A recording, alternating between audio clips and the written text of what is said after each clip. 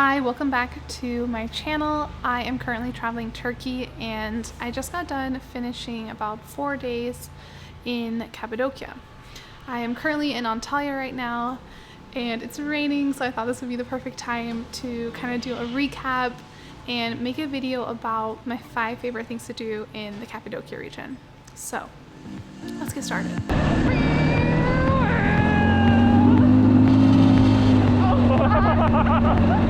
We said but our ATV said no.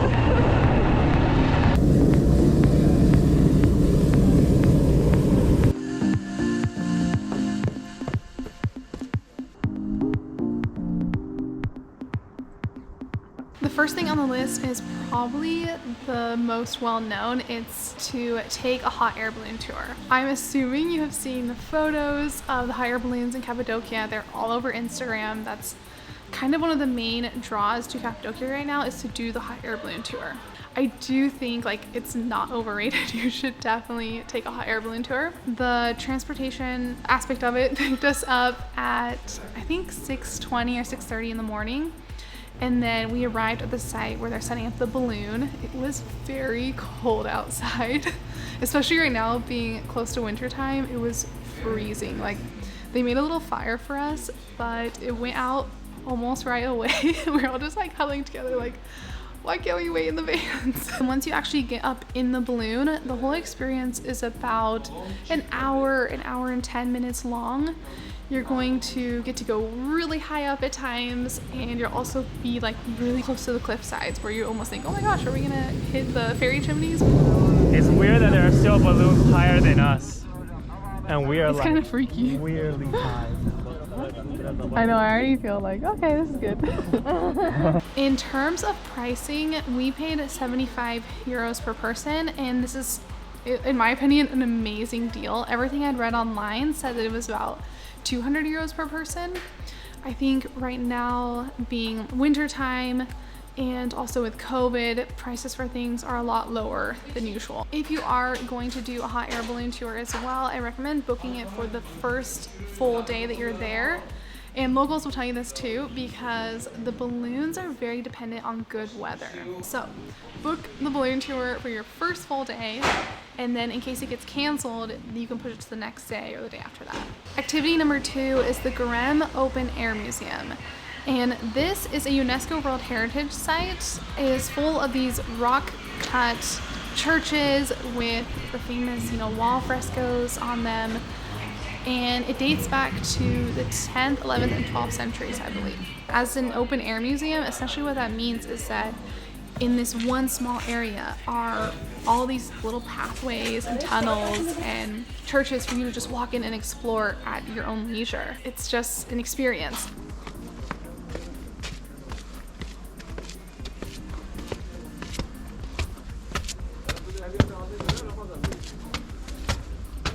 I'm making decorations. They're I want a tiled roof.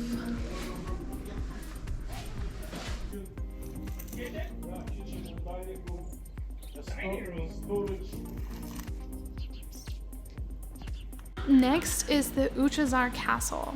Now, Uçhisar is another little village that is really close to Göreme. So it's still considered in the Cappadocia area. Cappadocia is a bunch of little villages, not just the Göreme center. And the Uçhisar Castle is essentially the highest point in Cappadocia.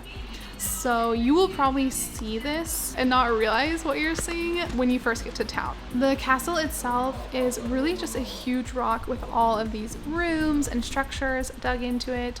Apparently at one point there was 1,000 inhabitants living in there, but now it's empty and it's just a museum that you can walk around and explore. A bus to Uçhisar is 6 Turkish lira per person. So for the 2 of us, it'll be 12 Turkish lira. The bus comes every half an hour, and supposedly it takes about 10 minutes to get from Göreme to Uçhisar. So I think this will be a pretty fast, easy little day trip adventure. Here is the bus station. It's just right in the center of Göreme.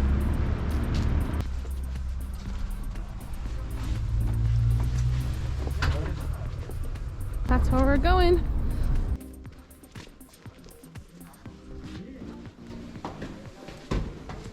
Whoa, this is kind of cool.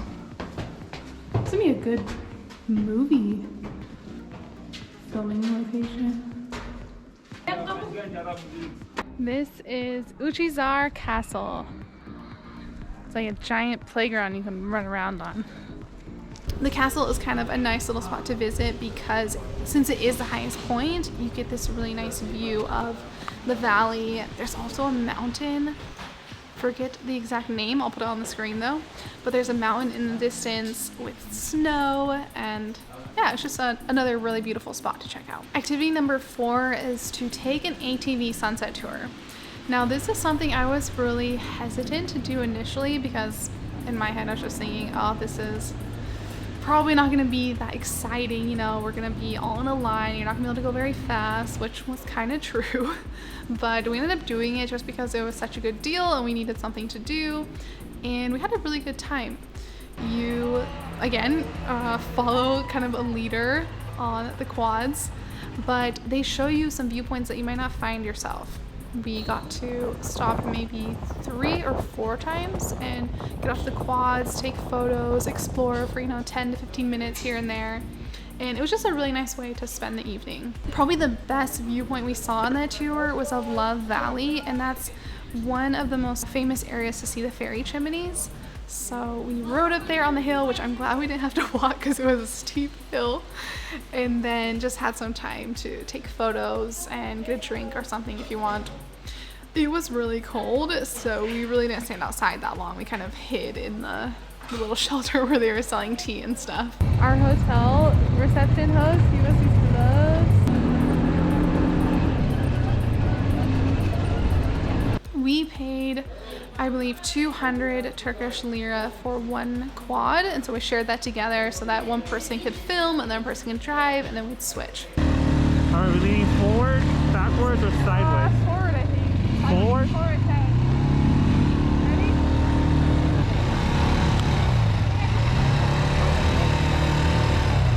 I'm gonna lean backwards.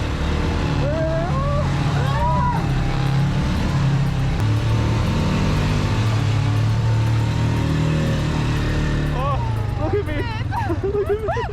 I was like this the whole time. The 5th activity I recommend is to go to the Göreme sunset viewpoint. This is super easy, it's free, and again, you'll have an incredible view of the city. A lot of things in Cappadocia to do are just appreciate the landscape because it's such a beautiful area in Turkey. You can search it up on your map just as Göreme sunset viewpoint. And from our hotel, I believe it was just like a 12-minute walk. It is kind of an uphill climb, but it's not too bad. This viewpoint would probably be best for sunrise if you want to try to see the balloons go up, or sunset. We actually just went up in the middle of the day, and it was kind of nice because there really wasn't many people up there. So we went 4-wheel riding out there, right? Up in those hills. And then here's the main street. Our hotel is that way. And then I think we ate Indian food over here. And then we walk up this way, all the way up the hill, and now we're back at this viewpoint. Some other things that would have been cool to do, but we didn't have enough time, are the Zelv Open Air Museum. This is very similar to the Göreme Open Air Museum from what I've heard, but it's a little bit further. So you'll either need to take a minibus or go with a car if you have one. I believe there are also some tours that would take you there as well, but from what I was reading, it's very well rated, very beautiful, and I would like to see that the next time I visit. Some other things are to see one of the underground cities. Cappadocia is famous for having the largest underground city and also the deepest underground city. Essentially, from what I've seen on YouTube, you can kind of walk down these corridors and peek into rooms and go multiple stories down. So that would be really cool to see because that's not something I think I've experienced ever anywhere else. And then finally, go hiking if you can. It was really cold when we were there, so we didn't really want to hike that much, but if you're prepared for it or you love to get out and go for hikes, then the Cappadocia area has a ton of hiking options. There's a lot of valleys everywhere. Okay, I think that wraps up this video. Thank you for watching. If you found it helpful at all, please hit the like button or leave a comment. That'd be super awesome. I'll see you in the next one.